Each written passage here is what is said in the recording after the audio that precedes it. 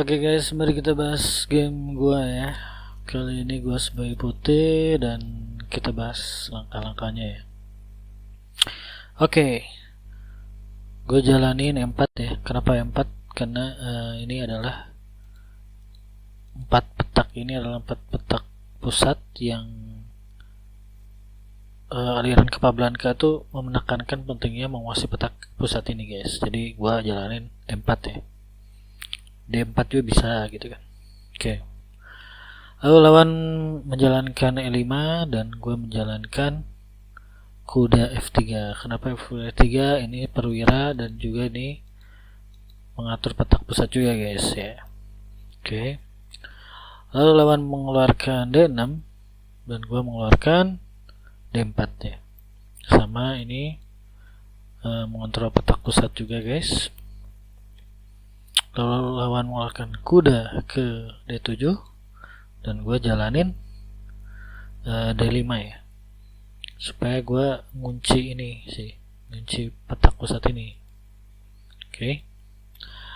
Lalu lawan mengeluarkan C6 dan gue mengeluarkan kuda C3. Kenapa? Ini perwira ya, dan ini mengontrol petak pusat juga, klasiknya Capablanca ya.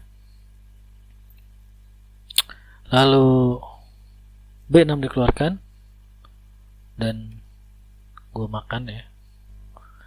Kenapa gue makan? Karena ini gratis sekaligus mengancam kuda juga guys. Oke.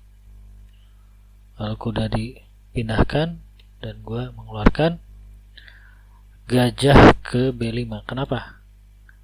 Karena ini mempertahankan si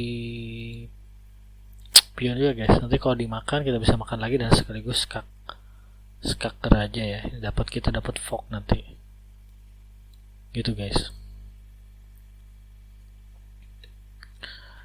Lalu pion dijalankan mengancam si gajah.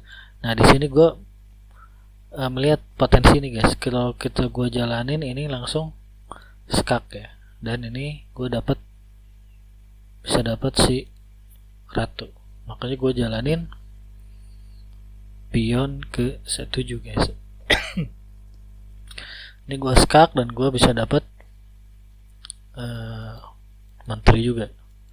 Dan di sini ternyata lawan langsung menyerah ya. Ya gitu guys. Sebenarnya dengan mengetahui prinsip-prinsip ya catur, kita sebenarnya bisa menang dengan cukup mudah ya sebenarnya.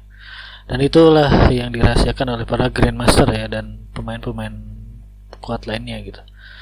Jadi untuk jago catur tuh bukan sekedar kita sering main ya, walaupun sering main pun salah satu faktor, cuma bukan hanya sekedar sering, tapi kita harus tahu prinsip-prinsipnya, sehingga kita bisa, baru setelah tahu prinsip-prinsipnya kita sering main, maka kita akan ada peningkatan gitu guys. Oke gitu aja guys, semoga ada manfaatnya. Thank you.